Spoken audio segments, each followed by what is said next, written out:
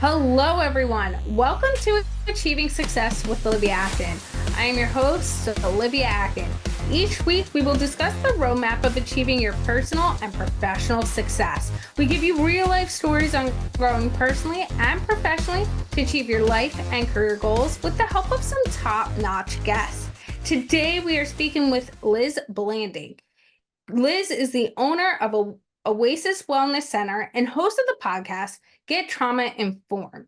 At Oasis Wellness Centers, Liz focuses on holistic trauma recovery coaching, empowering individuals to prioritize their healing journey for enhanced well-being and performance. Through her podcast, Liz delves into the complexities of trauma, its widespread impact, and the path to holistic recovery and realignment. As a survivor turned thriver, Liz brings her own experiences and expertise to shed light on the resources available for those navigating trauma's aftermath. Join Liz on a journey of awareness, understanding, and healing as we explore the depths of trauma recovery together. You can find Liz on LinkedIn by searching Liz Blanding or going to her website, oasiswellnessctrs.com, or emailing her at wellnesscoach.lizb@gmail.com, or call the office at 616-320-0703. Hello, Liz. It's fantastic having you on the show today. Hello, Olivia. Thank you so much. It's an honor to be here. Thank you. And I'm still running high off the fumes we just had because, as I mentioned in your intro, you have a podcast, and I just actually recorded that for your show. So we have already had some amazing conversations, and everyone should go check out that episode. But that being said, to really dive into this episode and to start off the show, can you tell me what success means and looks like to Liz Blanding? Success means and looks like your person meeting your passion, right? So when you can do what you love to do and it doesn't, money isn't the object, you're doing it out of your heart and you're doing it out of, passion for compassion for other people. That's what success looks like. And you do what you love and then the money will come. I love that because it's really about how we all show up and what drives us and the impact we want to make. And really, when you even mentioned taking the money side out of things, it really just shows that what are those driving factors? What are the things that have shaped you and keep pushing you forward? And I think that really starts to go into what you have created and your passion and where your person meets your passion. So, Liz, as I mentioned earlier, you founded your organization, and what your impact is to aim to achieve and help individuals through their traumas that they've had, communication skills, the whole aspect of really recovering through those traumas and helping to elevate individuals up. Would you be willing to share a bit about how your own journey through trauma has affected what you're doing today and how that experience was? Yeah, absolutely. Well, one of the traumas that I want to share with us today is I was in a horrific car accident some odd years ago. And, we can be busy about our lives and then all of a sudden something happens to us, So I was in a car accident that the car actually hydroplaned into my gas tank and threw me into a tree on the side of the embankment. And as, I came to, because the airbag hit me so hard, it knocked me unconscious. As I came to, I was up this side of into a tree. The tree was actually holding us. And so when I walked around the side of the car to pull my mother out, she asked me, did I think it was going to roll? And at that point, the car rolled back after we hit the ground. So when you think about trauma, 5 days later, I woke up and everything hurt. I was running off of adrenaline. So everything hurt. So I had physical trauma. I had psychological trauma, even emotional traumas. That's traumatic to see your car roll back down and you're on the heel, right? And so the way that my business came about is because for 2 years, I was dating my doctors, meaning I was at the doctor's 5 days a week because I went through every single type of therapy, and so came to a point where this is it. You're going to have to go through double knee replacement surgery. You're going to be on medication for the rest of your life. And at best, you may be, maybe in a wheelchair if the surgery doesn't work. So facing that kind of, news was, no, this is not my destiny. And I held to my faith that with God and being able to push through and my mindset, this is not my destiny. And that's what I kept saying. So I went about learning naturopathic medicine, and who would have knew I found my passion. What makes you come alive? And what made me come alive was being able to find an herb that helped me. I had insomnia. I could go to sleep because I was taking the herb. I could help myself with the pain without the toxic medications, without having the side effects, because that scared me worse than what I was going through. So with all of the different injuries and, some of them that were not operable, I found different herbs that would help. And then I came across a salve. I started, what do I put in a salve? I need circulation. I need blood flow. I need repair in my body, in my ligaments, and my joints.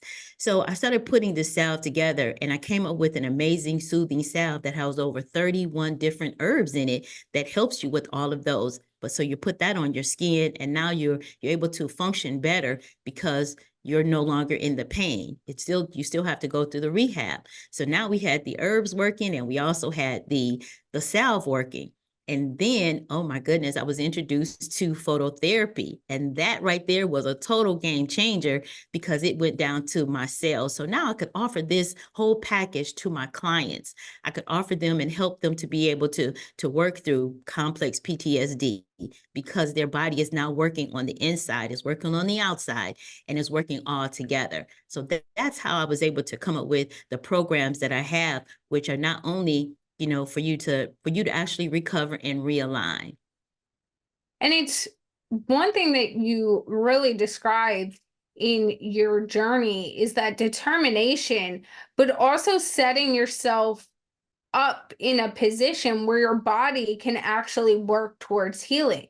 What are the things that, like the show's called Achieving Success, is achieving the most a positive way for your body to actually work in a positive manner.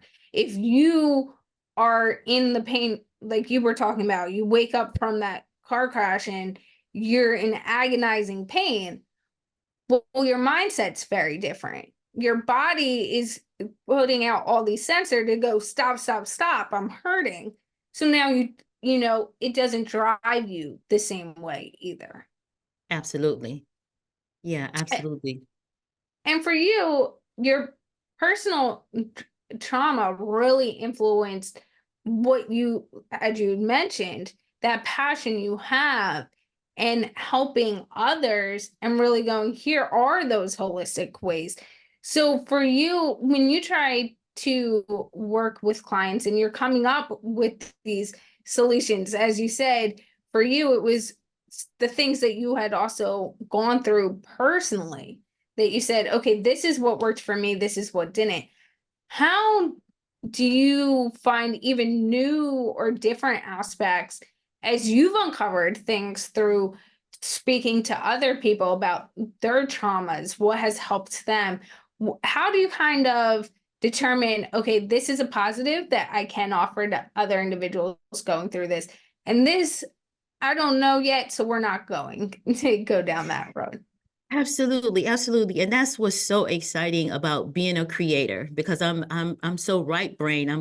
I'm so creative in that. So coming up with new offers, as far as what worked, and really actually everything that I've put together, it was what I went through. For instance, when I was writing my first book, It's Smoothie Time, we had all of these deadlines. And on top of everything else, okay, I'm gonna get a little personal here, but I actually hit full-blown menopause. And I said, oh my God, here we go, brain fog, here we go, all of these things. The only thing I knew about menopause was hot flashes from what I learned from my mom. And so when we were going through our training in naturopathic medicine, we didn't get a focus on menopause. So here I am, I need a solution, right? I have all these holistic herbs and everything, but I need a solution to help me get through these hot flashes and brain fog and everything so that I can continue to write this book and finish with these deadlines. So I came up with a whole menopause program. And I say, you know what? It was each symptom or side effect that I went through, I found an herb. Okay, this herb worked for me, and I put this in a chapter. Then this herb worked for, maybe electrical impulses or heart palpitations, and all of these different. I went through a plethora of these different symptoms, and I put that in a program for menopause. So now I have a program for women with menopause, and we can grab the salve and the issues with dry mouth and all these issues. So I don't know if it was just me being the tester. I want to say the tester for all of this, but it's so amazing to be able to know that it works and how And it works. that's the benefit, I think, on multiple levels. One, when you actually go through something and can experience it in any way as a business owner, I think it brings a very different level of like, I'm not just telling you to buy this or do this because of the research. I've actually lived it and experienced it. And I think there's a very different level of understanding. I'm not trying to make anyone else's experiences less than, but when you are an individual who goes, okay, no, this works in this function and I know how it works and the changes it could make because I've actually lived through it, I think can have a very different level of understanding and connectiveness to it. And like you said, also being the tester, it allows you to go, okay, what I'm about to sell, does it really work? Is this something that can really benefit? And I think, like you also mentioned there, that creativity side of going, okay, there is a new option we can offer individuals because every woman, no, at some point in their life will go through menopause. But you touched upon something even within saying that sentence originally that was very interesting to me.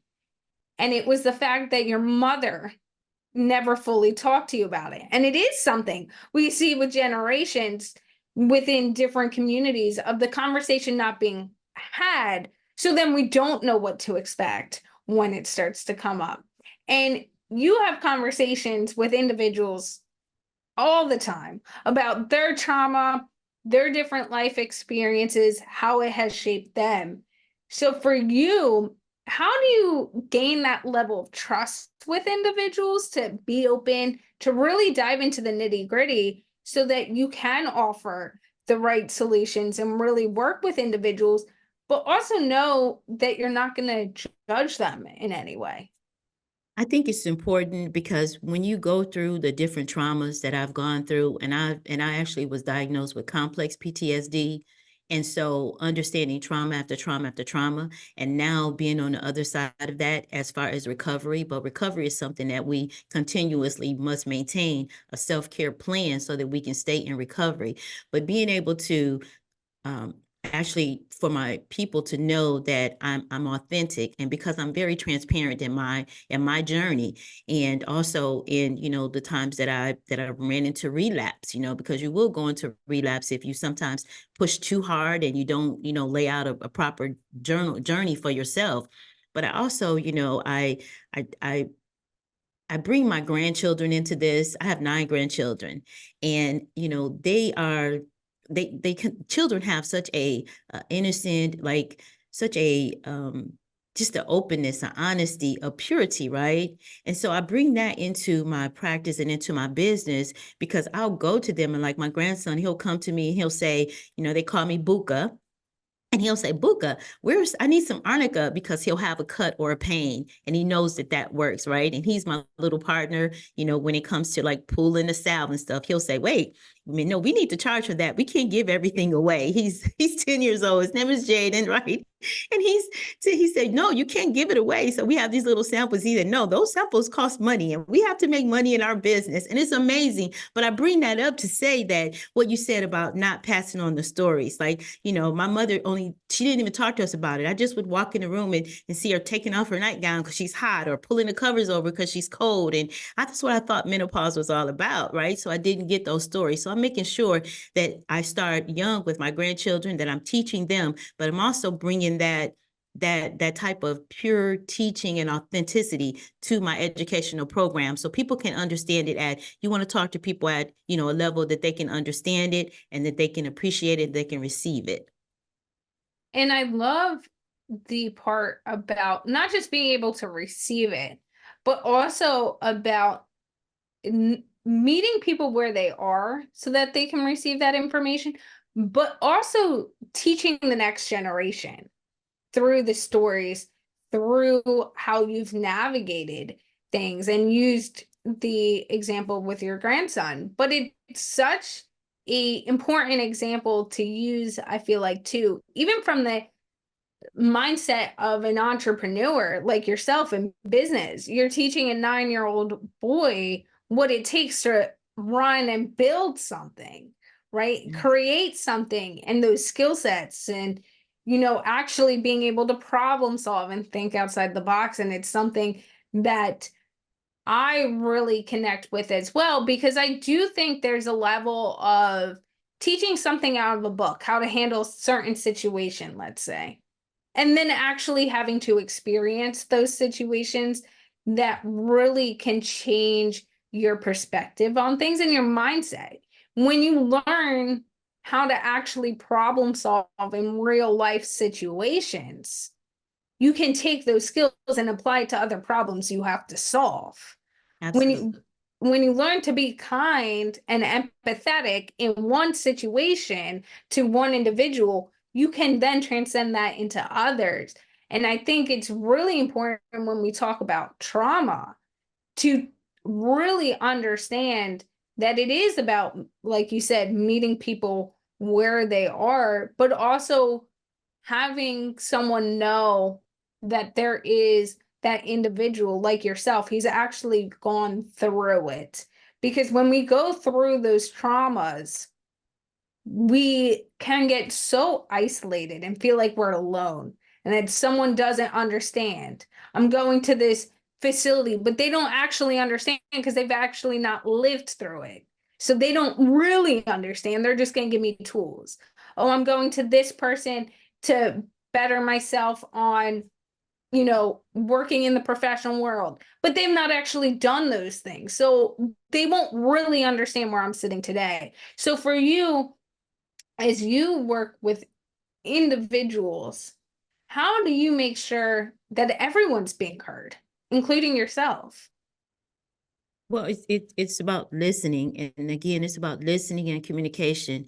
There's all types of communication as far as, nonverbal communication, being able to read somebody's eyes, being able to read somebody's, facial expressions, being able to read when somebody's uncomfortable, and so what I've put together is a team of people in the holistic realm that are trauma informed. And it's so important that we're trauma informed, because then we're not judging. We don't, a person feels comfortable that there is not going to be a shame associated with it, because, in the mental health arena, there's so much shame put on it. And it's like, if trauma is not your fault, but recovery is your responsibility, trauma is not your fault, like not just something we say, but the truth to the person. So therefore you release them from any type of shame or any type of guilt. Oftentimes people will put that on you, or sometimes because we just don't understand, we re-traumatize somebody because of how we're handling them or mishandling them. And so I think there's a lot of groups, organizations, corporations that really do need to embrace the trauma-informed workshops. We also offer that, because it's important for the you said it, we said it before about the community that you build around yourself. It's important to have support. It's important to have, not isolate yourself, because when you isolate it, and also to understand that isolating yourself and not dealing with your trauma, it only gets worse. It does not get better, no matter how far you stuff it, no matter how we try to soothe it with unhealthy habits like eating or drinking or sexing or any of those other things. No matter what we're using as to anesthetize it, it's going to rear its ugly head at some point. So it's better to take that control and say, okay, like for me, it wasn't easy to come out and bear all of my trauma, or bear, my wounds, but there's so much healing in that. And when you can have those healthy conversations and help somebody to understand, when people say, oh, you're so sensitive, just help them to understand that, what you need from them. This is what I need. This is what I offer. And being able to do it in a manner where it's a safe environment, that's so important to create that safe environment. So there's a lot of different steps that we can help in helping someone to feel safe and be able to be open and transparent in their trauma. And then we have healing on the end of that. We have recovery. And you bring up, and I said it in the intro, you've used this word a few times of get trauma informed. So we've talked about quite a few things so far, but I really want to highlight and ask you the question of what does get trauma informed mean and what can that look like? Getting trauma informed mean that we understand how to work with or how to have healthy communications with each other, that we show empathy, that we don't judge. So getting trauma informed means that we have a safe place to actually be ourselves. Sometimes, for me, it took me up into my 50s in order for me to meet myself and be able to open up, because a lot of times we're walking around, and it's called imposter syndrome, right? We're walking around and we're showing up, and we have to show up, but we're not showing up as our full selves. And it's so freeing. And I want that for anybody that suffered trauma. I really want them to know what that freedom feels like, to really be yourself, that you are such an amazing, unique, beautiful person, that God gave us each our own individual fingerprint. If you even think about it from there. So, and what does the get trauma informed, what does that mean? As far as it just means that we have more safe environments to work in, to live in, to go from just surviving, because a lot of us that have gone through trauma or that have not recovered are still just surviving. We are not thriving, and thriving brings so much freedom. It's just an amazing place to be. And we talked about previously, and I think you even hit it right there, is that there is the importance of actually being able to communicate and go from surviving to thriving. So for someone who might think they're, I want to say this first. Let me back up a moment and step is they've gone through a trauma and they say, okay, am I surviving through this right now or am I working towards thriving? For you and based on your own experiences, I don't intend for you to speak on everyone, but what do you think the difference is between surviving and actually working towards thriving? And what that can look like to someone who's really in the middle of things and doesn't know where they are in their journey? Okay, so I'll give you this example that we learned in our training. So each one of us possess an inner child, an inner adolescent, and inner adult. Okay, so if you are if you are triggered easily, or you are, sometimes you're second guessing yourself to say, why did I just do that, or why did I respond this way? And you don't feel empowered in your decisions and empowered in your walk, empowered in your voice, or if you feel like your voice doesn't matter, okay, then you're surviving. If you're in the thriving mode, then you understand respectful communication. You understand that it's okay to disagree respectfully. You understand that it's okay that your voice does matter, that you do count, that you are. So that's in the thriving mode. So if you have not addressed your trauma, and maybe you don't even know that that was a trauma, but if you haven't addressed your trauma, then you're still just surviving. You're not thriving until you can actually walk and feel safe. See, when you face trauma or you're in that trauma, you've never felt safety. You don't know what safety feels like. But when you're actually thriving, you do feel safe because you have that supportive system around you. You have those, like I said, we've created a community of holistic, trauma-informed wellness coaches and so building that team around you, building that around you helps you to be able to like have someone to mirror some of your decisions off of in a healthy space, right? So it's coming out of when we feel like, and I think a lot of us that have been through trauma know what that imposter syndrome feels like. Like you're invited to tables and you show up, but you're like, why am I here? How did I get here? Or like you don't belong, and you have that feeling. But when you go into the thriving mode and you're actually living and thriving, you know that you belong, you know that you deserve it, that you know that you are, you know, an amazing, incredible, unique person, and you're not trying to be like or somebody else. You are showing up as your own full whole self. And we've talked about this, and like I mentioned right before this show, we actually recorded for your show, and that really touched upon me too, because prior to starting my own business and being in certain different environments, and I've talked about it on the show a little bit, there was that wording from other people that, like, yeah, you have a seat at the table, but why do you have that seat on the table? Like, what gives you the authority? And so after time, it starts to wear on you that, hey, maybe I don't. And you're just working through things, as you said, to survive. But when I started my own business and really started working on things and having people come to me and look at me as the expert, even though, like, even sometimes now to this day, I'll be like, okay, I'm just telling you from my experiences. I'm not the expert. And I catch myself and I go, no, wait, I am. And it's even sometimes that imposter syndrome, not that we always feel that way, but your outlook has been built for so long in this mindset of like, I'm not the expert. I'm just doing what I do every single day. And if I'm impacting someone, great. And if not, like, okay, I keep moving and going through my day. But you are an expert. You're just not placing yourself in that mindset. But going through business, as you also mentioned in that example, I got to a point where I was like, I no longer cared. And I don't say like I no longer care about life or I no longer care about things. I no longer care what your opinion of what I'm doing is.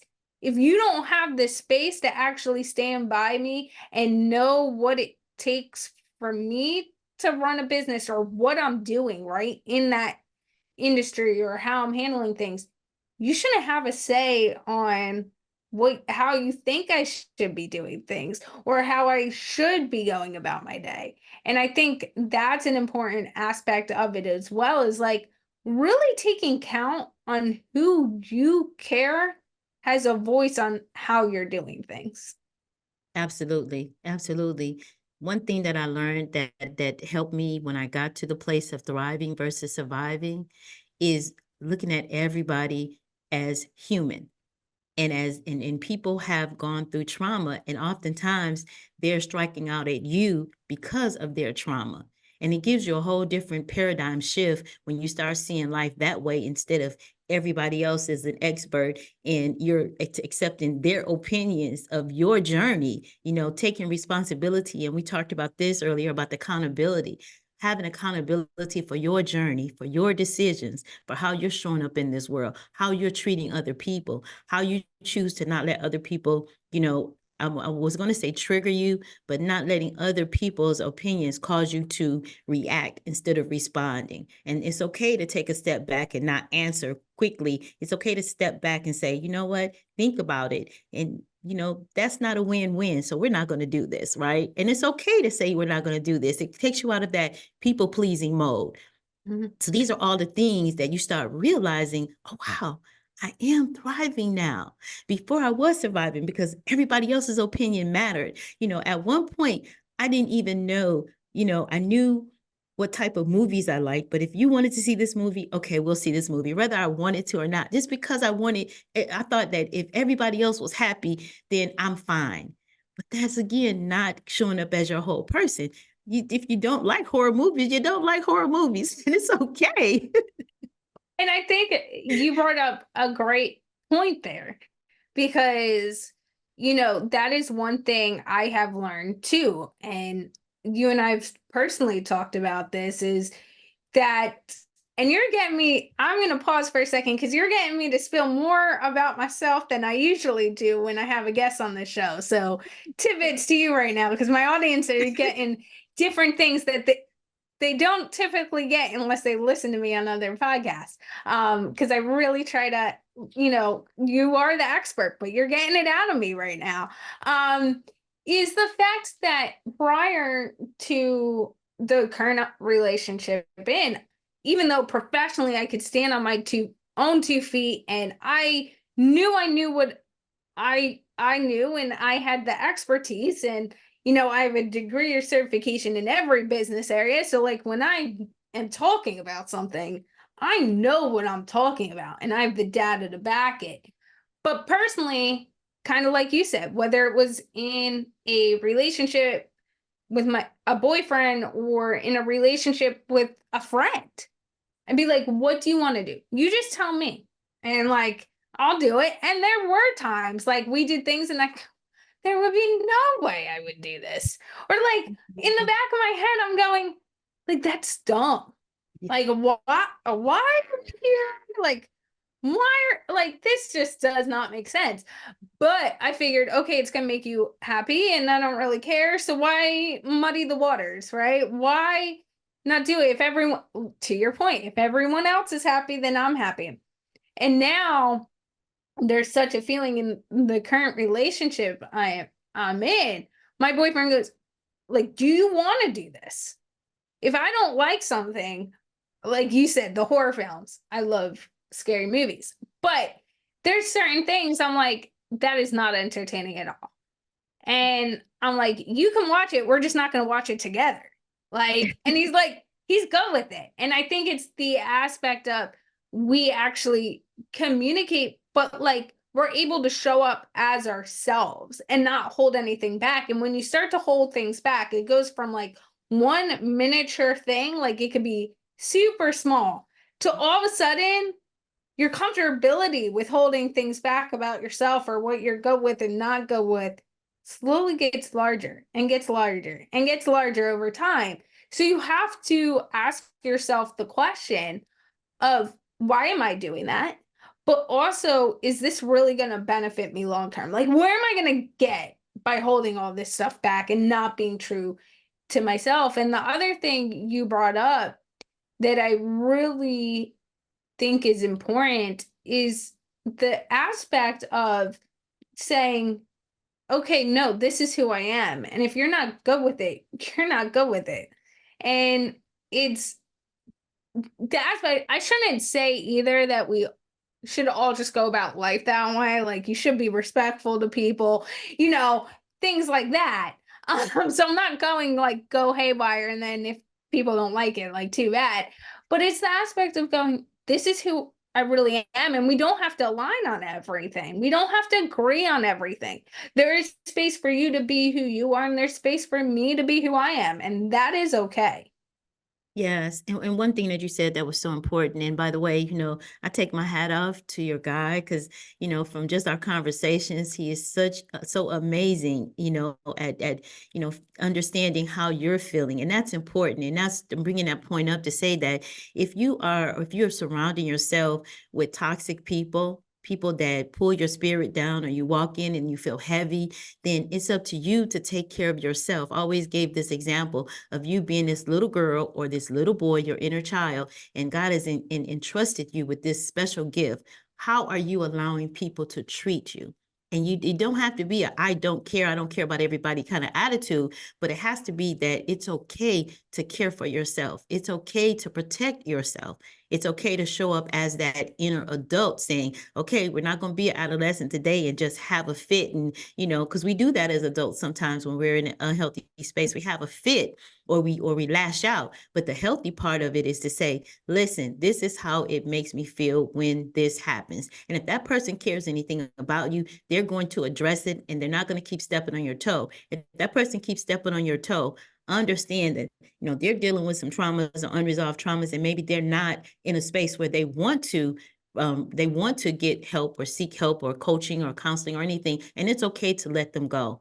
I had the biggest problem with cutting off relationships. I would give chance after chance after chance after chance. I'm just a nurturing person. But when I got into the healthy part of my life and the thriving part, and that's what I share with my people as well, with my client or my students, that it's okay to take care of yourself. Give yourself permission to be okay. I stepped outside of the dating arena because I was making the wrong decision time after time after time, dealing in trauma. I stepped outside, and for years, I've learned how to be successfully single. And I love it because I date myself. And I don't just say I date myself, but I happily date myself. I enjoy spending time with myself. So now when I do come into a relationship, I really see when they say, notice what the red flags are.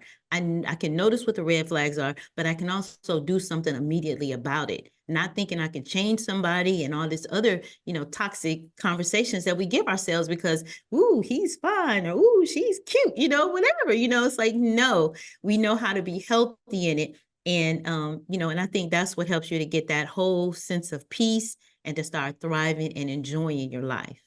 And I love how you mentioned, because I always bring this up, is the aspect of changing someone, whether it's a friend or a significant other. When I enter relationships, people will, in the past, will make comments, and even when my friends do too, and I say, stop. If you think you're about to change anything you do not like about that person, take a step back and evaluate. Yeah. Because that's something I have a lot of conversations with people about. I enter relationships with my eyes wide open about who that is, and I take note of how they handle how they are every day or certain situations, because if you're going to be with that person long term, or even think, right, you could only end up being with them for a month. But when you enter a relationship, you're entering it not to just be with someone for a month, but you have to take note of how they handle things and be okay with it. If you enter, we hear so many people go, well, once we're married, all these things will change. If that is your mindset, you got to reevaluate, because they're not going to change. Those are someone's habits, and the older they get, the more in stone those habits are. Now, granted, there are things throughout our life that we all need to change and get better and hone and practice and work towards. But there are certain habits that you have to be okay with, and you have to understand walking into a situation that those habits are those habits, and either you can work and gel together and figure out a way to communicate or not. And also understand yourself and how much you're willing to change, how much you're willing to grow, what those conversations might look like. But also then take a moment and, like you said earlier, journaling, doing all these things and saying, how am I going to show up and how am I working on myself? Absolutely. And you said something so key, communication. And when you're in a healthy state, you can communicate effectively.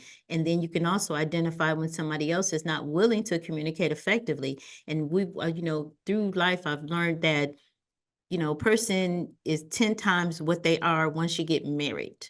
So you have to think about that. Are you willing to accept 10 times what they are? And especially if they're not willing to compromise, and if they're not willing to work in a healthy manner with you. If you get into an argument with your significant other and they hit below the belt, and I say never go to sleep angry, because what's the worst thing to do is get into bed and you try to hang on to the side of the bed because you don't even want the air in between to touch you, right? So that's a horrible way to try to get a good night's sleep. Then you wake up the next morning and you're grumpy because nobody got good sleep. And, all of these toxic behaviors, they snowball. It's a snowball effect.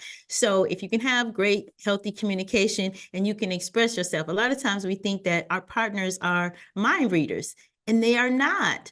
So you have to express yourself, and you have to express yourself respectfully so that they can understand and actually sit back and listen so that you can hear. I love one of the things that we talked about, again, we're cross podcasting right now, but when we talked about communication with the friends, and you said, you sat back and you really listened when you gave that example, and you really listen. And oftentimes when we listen, we really hear the solution is right in that conversation.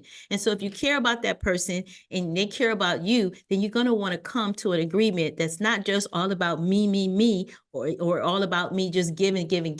It's about that, for I say 100% and 100%. When you're in relationships, you give 100%. The 50% and all of this, I just don't buy into that. That's my opinion. I just don't buy into that, because if you're only giving 50%, that means I'm only giving half. I need to give it all, and you need to give it all, and we need to be present at that time. So that's one thing that I learned too in healthy relationships and building, even as an entrepreneur, being present. And I love another thing that you said, folks are going to have to listen to both podcasts to get the conversation. They really are. And this is great. I mean, we didn't mean to do this. Let me reiterate that. We really didn't mean, but it ended up working. You have to. We were talking about, the communicating what you need and communicating effectively. And I think that was just so important. Just being able to effectively and openly and transparently communicate your needs, and then you can come to that agreement that feels good for both people, and then you walk away. Even if you disagreed, it's okay. Some people like chocolate, some people like vanilla. It's okay, So as long as you can walk away from the conversation and you both feel, heard, you both feel, loved, you both feel like the person was actually present. I'm going to add this one thing. Please, people, stop being on your cell phones when you're at a dinner date. Oh my, please yes. Stop sitting there on it, because you could have stayed at home or stayed in your car if you're going to sit there on your phone and not be present. I mean, I understand. Okay, let me put this in there. I understand entrepreneurship and you might have an emergency. Okay, that's one emergency. But if you're sitting there on your phone and you cannot break free, why are you there? Please, why are you there? Right? And yeah. And, if you're watching this, you saw my face. If you're listening to this, you should have seen my face when that was just brought up, because it is something that I very hardly believe in, that you have to be present in any moment, whether that's in the work you're doing and what that might look like in that moment, or personally at a lunch or a dinner. And when individuals get on their phone and then you show up and you're taking time out of your schedule to literally watch someone on the phone the whole time, I ask myself that whole thing, and then it makes me evaluate, like, okay, should I spend my time doing this again? Because if the next time we show up and you're on the phone the whole time. Now, I will say, like, I have an Apple Watch, right? And so there's certain things that I might go out for a lunch in the middle of the day, or an event at night, and my watch will ping and I could quickly look down. I'm not taking, and I can sometimes, you can do it nonchalantly. Like, people don't fully notice because you're not taking something bulky out of your bag or out of your pocket and staring at it. And I could quickly look and go, okay, that's not necessary. Okay, don't need to touch my phone. And then when there are things that pop up where it's like, okay, I do really need to respond to this person, or I just want to get it off the plate, and I know it's going to take a 2-minute response via text, put it away, and then it could be off my mind. I could be more present. I won't have to deal with it. Then I'll say to people, like, just give me a second. I got to read this and respond. I'm sorry. Like, just, give me that moment. And you get that grace from individuals because they know you're not being rude, but like, hey, this is going on. I'm telling you it's going on. And just give me a moment so then I could be back present with you. And one thing you had also mentioned in what you were saying previously a few times is this child mentality, even as adults, that we get into dealing with certain issues and we throw that fit, or we act more of that child stage than adult and understanding. And I think it's really important to not only understand what can set you into that environment, but read when someone else is going into that environment so you can react effectively. I've watched people do that and like try to, in moments when people step back and start to do that, they also try to bring you down with them in conversation. They want you to meet them on the level they're at. But when you take a step back, Liz, like you were saying, and really go, okay, this is what's going on. Let me listen, let me respond. You're demonstrating that there's such a power. You don't need to be at your level to respond and have power in your words and power in your actions. You can be at a certain level do it calmly, do it effectively. And honestly, in my opinion, when you could do that instead of getting in the mud with someone else, you actually are thriving the most. And not just in like life, right? When we talk about that, but in your communication, in the weight you know your words use, the weight you know your body language has, all of those aspects as well. Absolutely. There's a movie, I believe it's The Godfather. One of the therapists that in my former podcast, he brought an example up in one of the movies where there was an intense scene where, we get into like the different traumas and we get into reading people's body language. When people get to a certain level of being, angry, and it kind of starting to cross over into, them being just, full of anger, and they're going into the danger territory, their pupils get bigger, their eyes get bigger, their face, there's an intense look in their face. So oftentimes, I say, especially when I'm working with somebody that has gone through abuse or that's in an abusive situation, you can de-escalate a situation by not continuously poking the bear, if you will. Mm-hmm. When you notice those stress signals coming on a person's face or in their eyes or in their neck tense up, or you see that, then sometimes people are seeking to be right versus seeking to be safe in that moment. And so they will continue to pour gasoline on that fire, and that person gets enraged, and all of a sudden now you have an incident there. So it's important to be able to read people's in communication and conversation. It's not all verbal.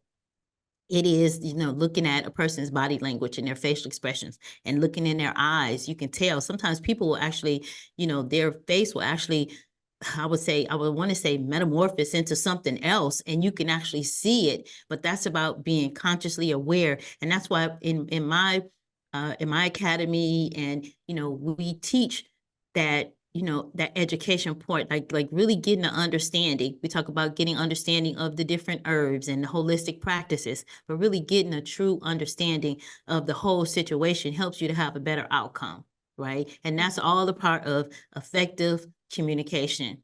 So like you said, whether you were looking at it or whether you were hearing it, you should be able to see your facial expression when that happened. You can. Oftentimes people are they don't pay attention, and the answers are right there.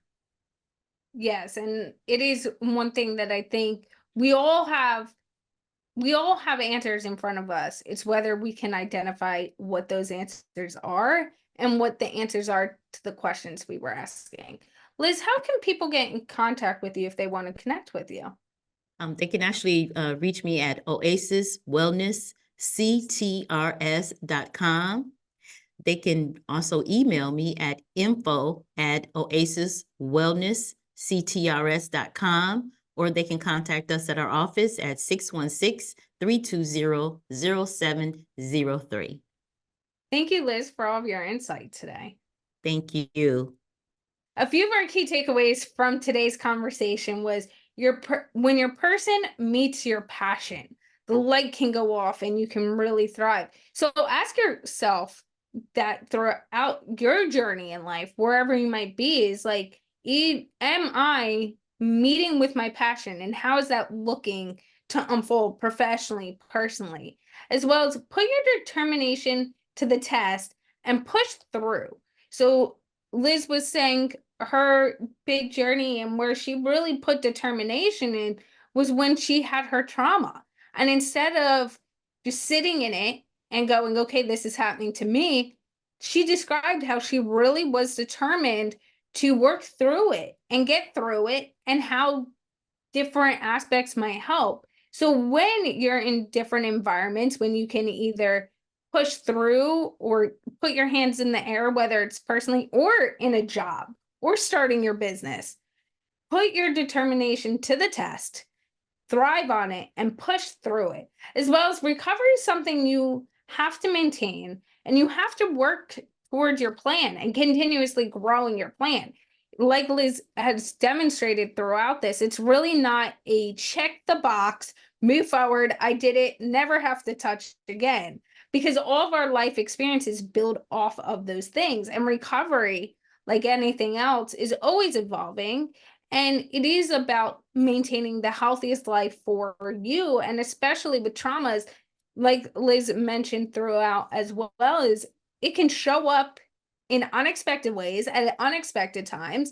And when you pause recovery on that and go, okay, well, I went to therapy, so now I'm good. I could stop after a month or whatever it might be, right? It's that doesn't, it might give you the immediate tools, but it isn't giving you the long-term solutions. And really look at, what does my recovery look like, not just short term, but long term as well. And I love this one, and I think it's my favorite, and that's why I'm ending with this one, is trauma is not your fault, but recovery is your responsibility. This was a great episode with our top-notch guest, Liz Blanding. Thank you for listening, and have a successful day.